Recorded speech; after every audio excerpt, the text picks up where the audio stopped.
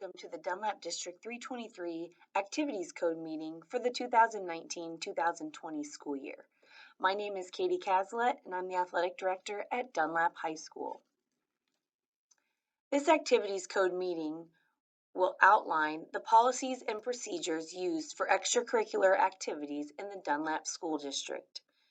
We ask that each student athlete, along with their parent, watch the Activities Code meeting each year before participating in an extracurricular activity in the Dunlap School District.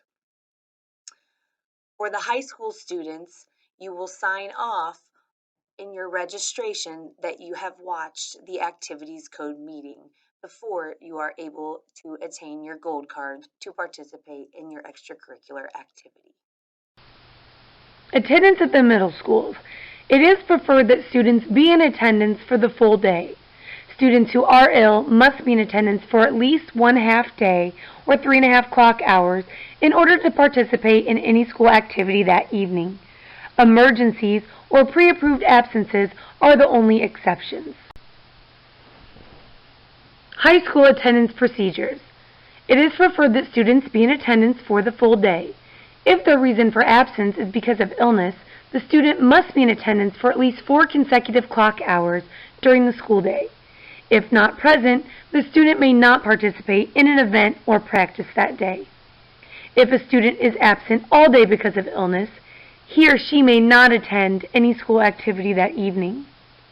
Exceptions to the rule are emergencies or planned absences through the office. Permission will be granted for special reasons such as funerals, doctor or dental appointments, college visitations. Eligibility at the middle schools. In accordance with IESA policy, students participating in extracurricular activities must be passing each subject each week to be eligible. For fall sports, the first eligibility check shall be made following the first full week of attendance at the beginning of the school year. During the succeeding weeks of the school year, the eligibility check shall begin the week prior to the first contest in an activity. The eligibility check will be each Friday and will determine the student's eligibility for the following Monday through Saturday. During shortened weeks, eligibility will be checked on the last day of student attendance that week. For the first week of the third quarter, first semester grades will determine eligibility. When a student is ineligible, the student may not dress for games but may attend. The student may still participate in practice. After 4 weeks of failing the same class, the student will be removed from the team. Eligibility at the high school. Participation and attendance at school-sponsored activities is encouraged. There are basic attendance and academic standards students must meet in order to participate in or attend these activities.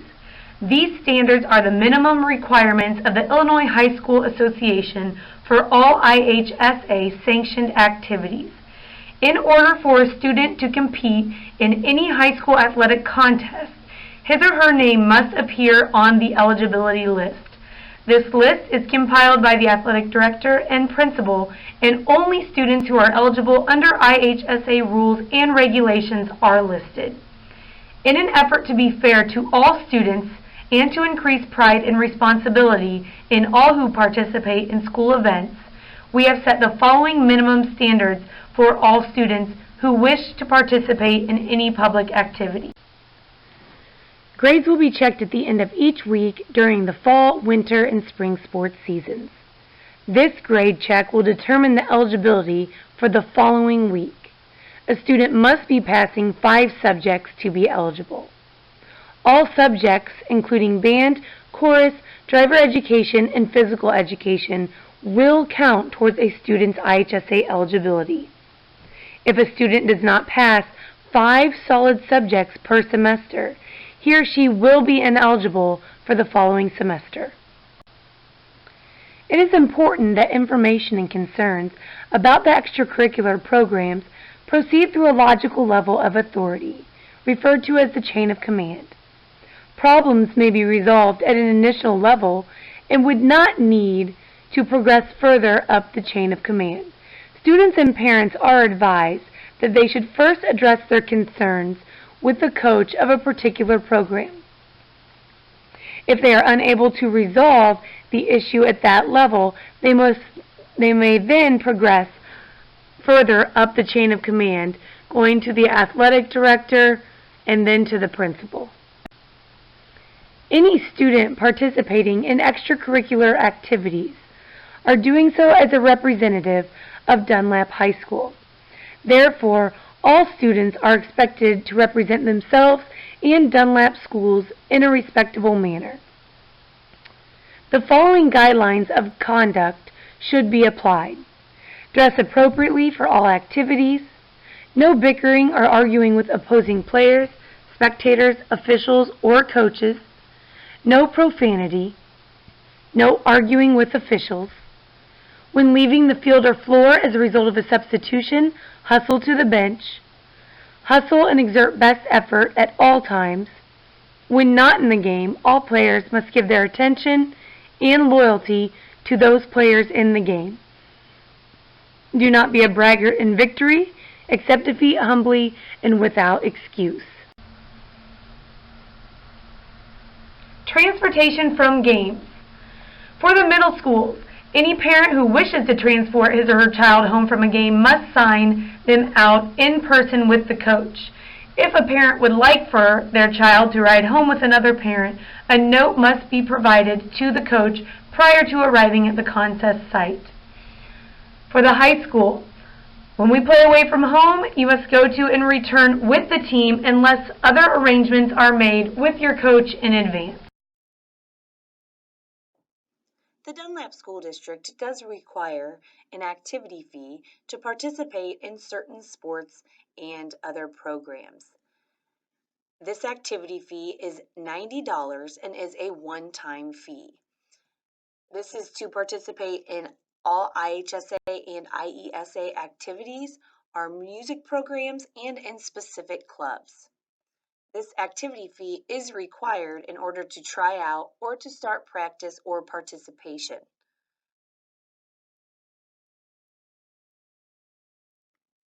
In order for a high school student to participate in athletics or activities, they must obtain their gold card. Your gold card is your ticket to get into tryouts or practice. You will give your gold card to the coach on the first day of tryouts. You will not be able to try out without having a gold card. Gold cards can be picked up in the high school athletic office. In order to obtain your gold card, you must have all your online paperwork completed, your $90 activity fee paid, and you must have turned in an up-to-date physical in the athletic office. Once we have received all of those things, we will give you your gold card to take to your coach. In order for a student to realize his or her full potential, they must commit to a lifestyle which promotes physical and mental fitness. Therefore, the following activities code has been established to guide students who represent Dunlap in extracurricular activities, clubs, and organizations. Once a student enters middle school and high school, the code is in effect. This code is enforced through all 12 months of the year. An activities participant shall be disciplined if he or she commits any of the following violations, regardless of the time of year or whether they are on or off school grounds. Use of, possession of, or distribution of alcohol, marijuana, or any illicit drug, or abuse of prescription drugs. The use of or possession of any tobacco product. Theft or vandalism of any school or personal property. Acts of inappropriate conduct in which the student is involved, such as attending or participating in a fight, physical or verbal abuse of students, school personnel, contest officials, contestants, coaches, or spectators. Any activity that may detract from the image and standards of your Dunlap school may result in a penalty. Being in the presence of illegal use of drugs and alcohol. An activity code violation to the above 6 areas will be substantiated by reports from district staff, reports from law enforcement officials, or as a result of self-admission. If a violation appears to have occurred from the information received, the student will be questioned by the principal or assistant principal. A meeting may also be scheduled with the student, his or her parents or guardians, and principal and or assistant principal. In either instance, the information received will be revealed and the student will be asked to make a statement as to the accuracy of the information. Parents or guardians are asked to assume the responsibility of insisting that their child be honest and accept the consequences for their actions if they have been improper. Parental support is vital in seeing that their child accepts responsibility regardless of how other students have acted or been disciplined in the past. When a violation has been determined by the administration to have occurred through the use of a police report or self-admission, there will be a meeting of the activities board, which is comprised of the principal, assistant principals, athletic director, and coaches or sponsors. The facts will be presented by administration, and after discussion with all individuals present, a decision will be made as related to any disciplinary action that might be appropriate. A mandatory presentation of the activities code must be viewed by the parent and athlete prior to beginning the first sports season. Students will not be allowed to practice or try out for a team unless the presentation has been viewed by the parent and student. Disciplinary action. If a student violates the activity code during a season in which he or she is participating, they will be suspended from the activity for 1/3 of the season. They will not receive an award and will not be allowed to attend the awards ceremony. A season is defined as the first official practice day through the awards night for the season. If a student is found to be in the presence of illegal use of drugs or alcohol, the student will be suspended for 1/4 of the activities games scheduled. If a violation occurs in season and at least 1/3 of the regular scheduled events remain, the student will be suspended for 1/3 of activities or games scheduled. If a violation occurs in season with less than 1/3 of the regular season events remaining, the student will be suspended from all remaining regular and postseason events. This suspension will then be carried over to the next activity in which he or she participates until the penalty has been satisfied. If the student violates the activity code while out of season and it is a first offense, suspension from the next activity for 1/3 of the regular season contests will occur. The student will begin practice and continue to practice through the suspension. They will not be allowed to dress or participate in contests, but would be required to be on the sidelines dressed in appropriate street clothes. If a student has a second violation of the activities code within 1 calendar year of the first, the student will be suspended from all activities for 1 calendar year from the date of the second infraction. Something to note, students currently under activities code penalty will be held to conditions of that penalty. Any student who feels that the activities board made an incorrect decision has the right to appeal the decision to the superintendent of schools.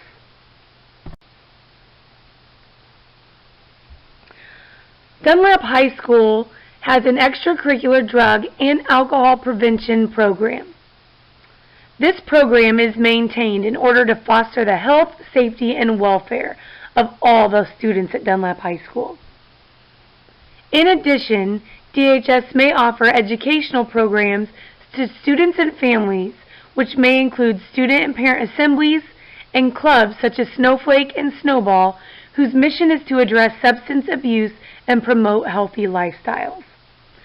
Dunlap High School counselors also serve as a resource to students and families through the suggestion of agencies that address substance abuse.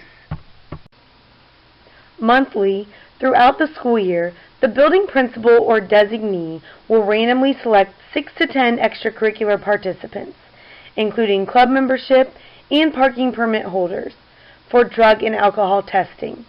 The random selection will be conducted by the testing agent.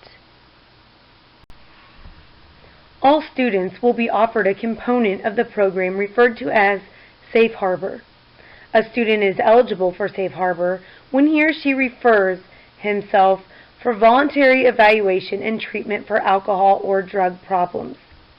Students are eligible for the Safe Harbor component once throughout their high school career. A student is not eligible for Safe Harbor after he or she has been informed of an impending drug-alcohol test or after having received a positive finding on a Dunlap drug or alcohol test, or are in the student discipline process for drug and alcohol violations. A student may remain in Safe Harbor for 6 weeks.